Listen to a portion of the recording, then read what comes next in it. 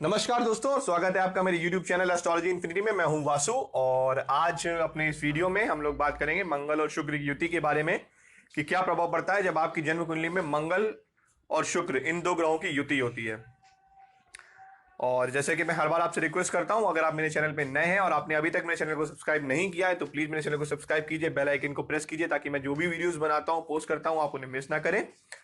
और अगर आपकी कोई क्वेरीज है प्लीज तो फिर कमेंट सेक्शन में कमेंट कीजिए। मुझे जैसे ही समय मिलेगा, मैं थोड़ा ऑक्यूपाइड हूं आजकल, पर तो जैसे ही मुझे समय मिलेगा मैं आप सबकी क्वेरीज, आपके कमेंट्स का आंसर करने की पूरी कोशिश करूंगा। तो चलिए अब अपने इस वीडियो को आरंभ करते हैं और बात करते हैं मंगल और शुक्र की युति के बारे में और इस युति का आपके ऊपर या किसी भी जातक के ऊपर क्या प्रभाव पड़ता है। देखिए, मंगल क्या है? मंगल एनर्जी का कारक है, मंगल पैशन का कारक है, मंगल आपके तेज को दर्शाता है। मंगल एक गर्म ग्रह है, एक हॉट प्लैनेट है, रेड प्लैनेट बोलते हैं मंगल को। तो मंगल सैनिक को दर्शाता है, सोल्जर को दर्शाता है, जनरल को दर्शाता है। मंगल डिसिप्लिन को भी दर्शाता है। अब यहां पे कुछ लोग कहेंगे कि डिसिप्लिन का कारक तो शनि है। जी हाँ, बिल्कुल, शनि डिसिप्लिन का कारक है और मंगल भी डिसिप्लिन का कारक है। क्योंकि देखिए, आपको सबसे ज्यादा डिसिप्लिन लाइफ किसकी लगती है? आपको क्या लगता है कि सबसे ज्यादा डिसिप्लिन लाइफ कौन जीता है? वो होते हैं सोल्जर्स, जो डिफेंस पर्सनल होते हैं। वो सबसे ज्यादा डिसिप्लिन रहते हैं क्योंकि उनका एक डिफाइंड स्केड्यूल है, एक डिफाइंड स्केड्यूल है उनका, वो उसके अकॉर्डिंग ही काम करते हैं। तो मंगल भी डिसिप्लिन को दर्शाता है। स्ट्रिक्ट डिसिप्लिन जो है वो मंगल से देखा जाता है। शनि जो डिसिप्लिन देता है वो देता है कि आपको डिसिप्लिन रहना है, तभी आपको सफलता मिलेगी। तो मंगल डिसिप्लिन का भी कारक है, मंगल मैनेजमेंट का कारक है, इंजीनियरिंग का कारक मंगल है। मंगल आपकी ड्राइव को दर्शाता है, मंगल एनर्जी का कारक है, मंगल गुस्से को भी दर्शाता है। जिन लोगों की जन्म कुंडली में आप देखेंगे मंगल या सूर्य लग्न में होता है, मंगल अगर लग्न में बैठा हुआ है तो उन लोगों को गुस्सा बहुत जल्दी आता है, बहुत शॉर्ट टेम्पर्ड लोग होते हैं। क्योंकि उनकी मंगल, क्योंकि एनर्जी का कारक है और एनर्जी जब फर्स्ट हाउस में बैठ गई जाकर के, first house is you, your, आपकी पर्सनालिटी, आपकी सोल, और आपके सर पे ही अगर एनर्जी है सारी, तो आपको गुस्सा बहुत ज्यादा आएगा। मंगल मैनेजमेंट को भी दर्शाता है, इंजीनियरिंग और मैनेजमेंट दोनों का कारक मंगल है। इंजीनियरिंग में स्पेशली मंगल शनि दोनों को हम देखते हैं और ब्रांच डिसाइड करते हैं। और मंगल जो है वो मैनेजमेंट का भी कारक है। वहीं अगर हम बात करें शुक्र की, तो हाँ, मंगल के विषय में एक और बात, मंगल सर्जन को दर्शाता है, सर्जरी को मंगल दर्शाता है। एक सडन रिस्पॉन्स जो होता है वो मंगल देता है। एक दिन मैं इस विषय पे भी वीडियो बनाऊंगा कि शनि, मंगल और राहु, ये तीनों कई बार एक्सीडेंट्स होते हैं और दुर्घटनाएं होती हैं। उसमें कैसे पता चलेगा कि ये मंगल की दुर्घटना थी, कि शनि की दुर्घटना थी, कि राहु की दुर्घटना थी? तीनों अलग अलग प्रकार की दुर्घटनाएं देते हैं। मैं इस विषय पे भी एक वीडियो बनाऊंगा जल्द ही, पर आज अपने विषय से भटकते नहीं और बात करते हैं मंगल के बारे में, मंगल और शुक्र की युति के बारे में। तो ये तो हो गई मंगल की बात। अब हम शुक्र की बात करें। शुक्र एक सौम्य ग्रह है। जहां मंगल क्रूर ग्रह था वहीं शुक्र सौम्य ग्रह है। शुक्र कंफर्ट्स को दर्शाता है, लग्जरीज को दर्शाता है, हर वो चीज जिससे आपको एक सुखद एहसास होता है वो शुक्र से आती है। शुक्र चौथे घर में, चतुर्थ भाव में दिग्बली हो जाता है। चौथे घर का कारक भी शुक्र को माना जाता है। चंद्रमा और शुक्र दोनों चौथे घर के कारक हैं। शुक्र लग्जरीज को दिखाता है, कंफर्ट्स को दिखाता है। इसके साथ ही साथ शुक्र व्हीकल्स, कन्वीनियंसेस को दर्शाता है। शुक्र म्यूजिक का कारक है। कुछ लोग जिनके दूसरे भाव में शुक्र बैठा हो या नवमांश कुंडली में प्रथम, पंचम या नवम भाव में शुक्र हो, तो आप देखेंगे उनको गाना गुनगुनाने की बहुत आदत होती है, वो सिंगर्स बहुत अच्छे होते हैं। शुक्र डांस को भी दर्शाता है। इसके अलावा शुक्र जो है वो ब्यूटिफिकेशन को दर्शाता है। शुक्र हर उस चीज को अच्छा करना चाहता है। शुक्र वो चीजें दिखाता है, वो चीजें दर्शाता है जिससे आपको अच्छा लगे, जो आपके सेंसेस हैं, आईज, नोज, ईयर्स, टच, ये सब जो है हर प्रकार से आपको गुड फील कराए, कंफर्टेबल फील कराए, लग्जरियस फील कराए, आपको खुशी देना चाहता है शुक्र। तो हर वो चीज जो आपको खुशी देती है, जो आपको प्लीजिंग लगती है, वो शुक्र से देखी जाती है। चाहे वो अच्छा खाना हो, अच्छे कपड़े हो, अच्छा म्यूजिक सुनना हो, ये सब शुक्र के क्षेत्र में आता है। इसके अलावा शुक्र विवाह का कारक है, चाहे महिला की बात हो चाहे पुरुष की बात हो, दोनों की कुंडली में शुक्र विवाह को दर्शाता है। पुरुषों की कुंडली में स्पेशली शुक्र उनकी पत्नी को दर्शाता है, परंतु विवाह दोनों की कुंडली में शुक्र से ही देखा जाता है। इसीलिए कहते हैं शुक्र रिलेशनशिप्स का भी कारक है। तो अगर किसी की कुंडली में शुक्र पीड़ित होगा, और यहां पे नीच के शुक्र की बात नहीं हो रही है, नीच का शुक्र अगर नवमास में अच्छा हो गया है या किसी कुछ नक्षत्रों में शुक्र अच्छा है होता है नीच का, वो बहुत अच्छे रिलेशनशिप्स और बहुत अच्छे स्पाउस देता है आपको। यहाँ पीड़ित शुक्र की बात हो रही है। पीड़ित शुक्र जब मैलेफिक एस्पेक्ट में आता है, पाप कर्तरी योग में आ जाता है, तब शुक्र पीड़ित माना जाता है। तो यहाँ पे एक चीज ये समझनी होगी कि पीड़ित शुक्र और नीच के शुक्र दोनों में बहुत अंतर है, और कोई भी ग्रह हो पीड़ित और नीच दोनों में अंतर होता है। तो ये एक चीज वैदिक एस्ट्रोलॉजी में कई बार हम लोग और बाकी लोग, काफी लोग इस चीज में भ्रमित हो जाते हैं और नीच के ग्रह को वो पीड़ित मान लेते हैं। पीड़ित ग्रह अलग होता है, नीच का ग्रह अलग होता है। मैं उस विषय पे भी आगे आने वाले समय में बात करूंगा, परंतु भटकते नहीं है, क्योंकि वैदिक एस्ट्रोलॉजी एक बहुत बहुत गूढ़ विषय है, और इसमें जैसे ही आप थोड़ा सा डाइवर्ट होते हैं एक नया टॉपिक कुछ नया खुल के आ जाता है। तो ये सब शुक्र के उसमें आता है। शुक्र आपकी सेक्सुअल डिजायर्स को दिखाता है, सेक्सुअलिटी को, सेंजुअलिटी को दिखाता है। शुक्र लव रिलेशनशिप्स को दिखाता है, रोमांस को दिखाता है, आपकी सेक्स ड्राइव को दिखाता है, क्योंकि देखिए शुक्र सेक्स का कारक है।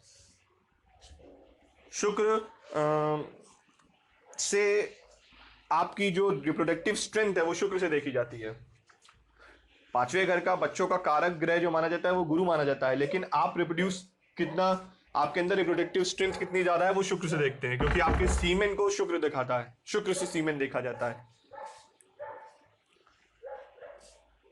तो जब मंगल और शुक्र ये दो ग्रह आपकी जन्म कुंडली में युति में आते हैं, तो सर्वप्रथम तो ऐसा व्यक्ति जो भी होगा वो बहुत ज्यादा पैशनेट होगा, पैशन उसके अंदर भरपूर होगा, उसके अंदर एनर्जी बहुत ज्यादा होगी, सेक्सुअल एनर्जी बेइंतहा होगी। ऐसे लोगों के अंदर बहुत आउटस्पोकन लोग होते हैं, एक्सट्रोवर्ट काइंड ऑफ पीपल होते हैं ये लोग एक्सट्रोवर्ट होते हैं, प्रोवाइडेड किसी भी ग्रह की मैलेफिक एस्पेक्ट शुक्र और मंगल की युति पे नहीं पड़ रहा है। अगर इन ग्रहों की युति पे राहु केतु की दृष्टि पड़ जाएगी तो कहीं ना कहीं ये जो आउटस्पोकन नेचर होता है या एक्सट्रोवर्टनेस होती है ये कम हो जाती है। कई बार आप देखेंगे कि लोगों की कुंडली में युति है पर वो लोग बहुत शाई हैं, कहीं ना कहीं केतु की दृष्टि उन ग्रहों पे पड़ रही होगी, या नवमांश में शुक्र और मंगल का केतु से कुछ संबंध हो रहा होगा, शनि से भी संबंध होगा, तो भी व्यक्ति जो होगा वो थोड़ा सा शाय हो जाता है, क्योंकि केतु और शनि थोड़ा सा व्यक्ति को शाय बना देते हैं, उसकी जो आउटस्पोकन नेचर होता है उसको रिड्यूस कर देते हैं। परंतु अगर प्योर मंगल और शुक्र की युति की बात करी जाए तो ऐसा व्यक्ति बहुत ज्यादा फॉरवर्ड होता है, कॉन्फिडेंस बहुत ज्यादा होता है ऐसे लोगों के अंदर, और कोई भी काम ये करते हैं तो फुल फ्रेश तरीके में करते हैं, अपना 100% देते हैं। कॉम्पिटिटिव स्किल और कॉम्पिटिटिव नेचर बहुत ज्यादा होता है इन लोगों में। ये लोग कॉम्पिटिशन के भाव के साथ उतरते हैं किसी भी चीज में। अगर ये आपके साथ रेस करेंगे तो इनके अंदर कंपटीशन की भावना बहुत ज्यादा होगी। अगर ये कोई स्पोर्ट्स भी खेल रहे हैं नॉर्मल दोस्तों के बीच में, तब भी इनके अंदर कॉम्पिटिटिव स्किल बहुत ज्यादा होगी, ये जीतना चाहते हैं, क्योंकि मंगल की एक क्वालिटी होती है, मंगल जहां भी जाता है वो अपना परचम लहराना चाहता है, और शुक्र आपको सुखद फील करना चाहता है। तो आप ऐसे व्यक्ति जो होता है वो जीत करके खुशी मनाना चाहता है, तो ऐसे व्यक्तियों के अंदर ये क्वालिटी होती है। इसके बाद अगर हम बात करें सेक्स ड्राइव की, सेक्स ड्राइव इन लोगों की बहुत हाई होती है। अगर कोई अन्य ग्रह की दृष्टि नहीं पड़ रही है या इन दोनों ग्रहों में से कोई पीड़ित नहीं हो रहा है तो ऐसे व्यक्ति के अंदर जो सेक्स ड्राइव होगी बहुत ज्यादा होगी, सेंजुअलिटी बहुत ज्यादा होती है। ये किसी भी रिलेशनशिप में होंगे तो ये अपने पार्टनर को सेक्सुअली एक्सप्लोर करना चाहते हैं, ये सेक्सुअल एक्सपेरिमेंट्स करना चाहते हैं। तो इस मामले में अगर देखा जाए, एक्सपेरिमेंट्स के मामले में देखा जाए तो ये युति बहुत अच्छी मानी जाती है। एक और चीज इसके साथ देखनी पड़ेगी कि ऐसा व्यक्ति जो होता है वो कई बार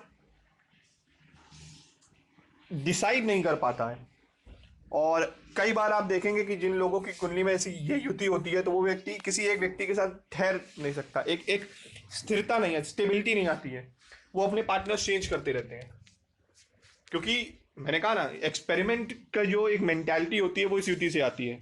और जब आप एक्सपेरिमेंट करना चाहते हैं तो आप नए नए लोगों के साथ एक्सपेरिमेंट करना चाहते हैं। तो स्टेबिलिटी के लिए कहीं ना कहीं ये जो युति है वो अच्छी नहीं मानी जाती है। कई बार आप देखेंगे कि ऐसा व्यक्ति स्टेबल नहीं होगा, वो अपने पार्टनर चेंज करता रहता है। और ये मेल्स और फीमेल्स दोनों के लिए वैलिड है, ऐसा नहीं है कि मेल्स ही करेंगे, फीमेल्स भी करती हैं। हाँ, लेकिन सेक्स ड्राइव बहुत ज्यादा होती है इन लोगों की। एक मेरी पर्सनल सजेशन है कि अगर आपकी जन्म कुंडली में ऐसी युति हो रही है और आपके इन सब में बिलीव करते हैं, और आप अगर किसी के साथ विवाह करना चाहते हैं या रिलेशनशिप में जाना चाहते हैं, तो ये देख लीजिए कि सामने वाले के अंदर भी ये युति है कि नहीं है। क्योंकि अगर एक इंडिविजुअल की सेक्स ड्राइव बहुत ज्यादा हाई है और दूसरे की नहीं है, तो फिर वो मिसमैच आता है। और क्योंकि शुक्र जो है वो संबंधों का भी कारक है, तो ऐसे व्यक्ति का जब ब्रेकअप होता है या संबंध विच्छेद होता है, तो कहीं ना कहीं उनको लिए एक सेटबैक होता है।